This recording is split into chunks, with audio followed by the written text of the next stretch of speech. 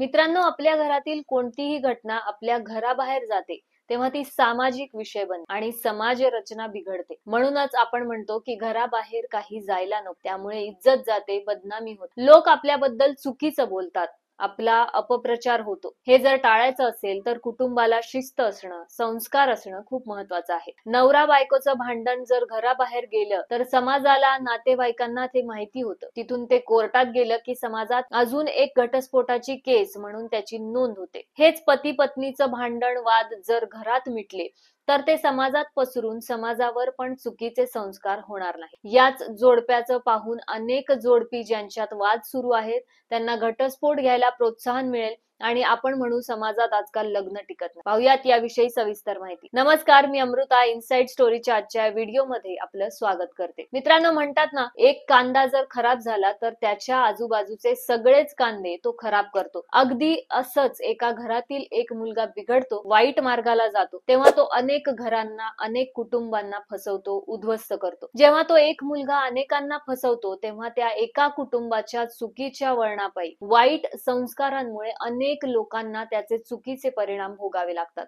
त्यांची फसवणूक होते आणि ही सामाजिक स्तरावर गुन्हेगारी ठरते। या गुन्हेगारी वृत्तीचा जन्म, या गुन्हेगाराचा जन्म एका घरात म्हणजेच कुटुंबात झालेला असतो। जर वेळीच त्याला त्याच्या घरातून योग्य मार्गदर्शन मिळाले असते, योग्य दिशा मिळाली असती तर त्याने समाजातील इतर निष्पाप लोकांना फसवले नसते। समाजात फसवणूक पसरली आणि समाज दूषित झाला तो या फसवणुकीच्या वृत्तीमुळे। एका व्यक्तीने रस्त्यावर कचरा फेकला, ते पाहून दुसऱ्याने फेकला, असे होत होत त्या ठिकाणी कचऱ्याचा ढीग तयार झाला। कोणत्याही कुटुंबातील व्यक्तीने हा विचार केला नाही की हे वागणं चुकीचं आहे, पण त्यामुळे कचऱ्याची सामाजिक समस्या मात्र निर्माण झाली, जी सगळ्यांसाठी त्रासदायक आहे। म्हणजे ही समस्या तयार व्हायला प्रत्येक घरातील व्यक्तीने हातभार लावला आणि प्रत्येक घरातील व्यक्ती त्याच कचऱ्याचा त्रास पण सहन करणार आहे। आपण प्रत्येक जण, आपलं घर आणि आपल्या घरातील प्रत्येक माणूस हा समाजाचा घटक आहे, समाज रचनेचा भाग आहे, हे प्रथम लक्षात घेणं आवश्यक आहे। समाजात घडत असलेल्या कोणत्याही चांगल्या वाईट घटनेला आपण सर्व वैयक्तिक जबाबदार आहोत आणि जर ते चुकीचं असेल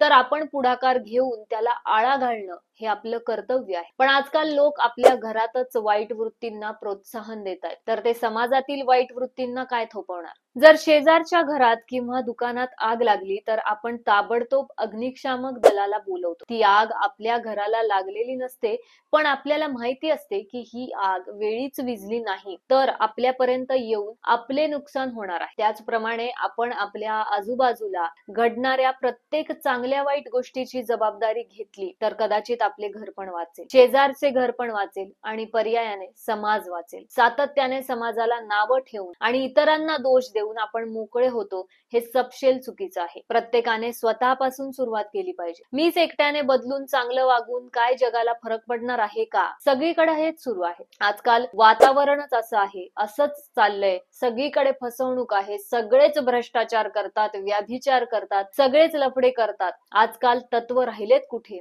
आजकाल संसार टिकतात कुठे? असं बोलून स्वतः पण त्याच पाप कर्मात सहभागी होण्यापेक्षा आपल्या परीने आपण काय चांगलं करू शकतो, आपल्या घरात कमीत कमी यातलं काही होणार नाही यासाठी कसे जागृत राहू शकतो, हा प्रयत्न नक्कीच करावा। समाज समृद्ध होण्यासाठी कुटुंब प्रगल्भ असणं, संस्कारी असणं, सक्षम असणं, विचारी असणं खूप आवश्यक आहे। कुटुंबातील लोक त्यांचे विचार, आचार आणि त्यांची वर्तवणूक तसेच समाजप्रती बांधिलकी जर असेल तर नक्कीच निरोगी समाज घडेल, यात शंका नाही। प्रत्येक कुटुंब आणि समाज यामध्ये ऋणानुबंध असणे आवश्यक आहे। तसेच प्रत्येक कुटुंबात सुद्धा परस्पर सुसंवाद, प्रेम, आपुलकी असणे गरजेचे आहे। कोणत्याही सामाजिक विषयावर एकत्र येणे, त्यावर भाष्य करणे, सामाजिक विषयावर चिंतन करणे, सामाजिक प्रश्न सोडवण्यासाठी प्रयत्नशील राहणे आपल्या सर्वांचं कर्तव्य आहे। फक्त मी, माझ्या पुरतं, माझं घर, माझी माणसं इतकं संकुचित विचाराने आपण वागलो तर आपण पण मागे राहू, आपले घर पण मागे राहील आणि ज्या समाजात आपण राहतो तो पण प्रगती करू शकणार नाही। त्यामुळे स्वतःमध्ये योग्य बदल करून इतरांनाही आपलं मानून जगणं गरजेचं आहे। मित्रांनो, आजच्या या व्हिडिओमध्ये जास्त काही कोणती मोठी बातमी किंवा उपदेश देण्याचा हेतू नव्हता, पण कुठेतरी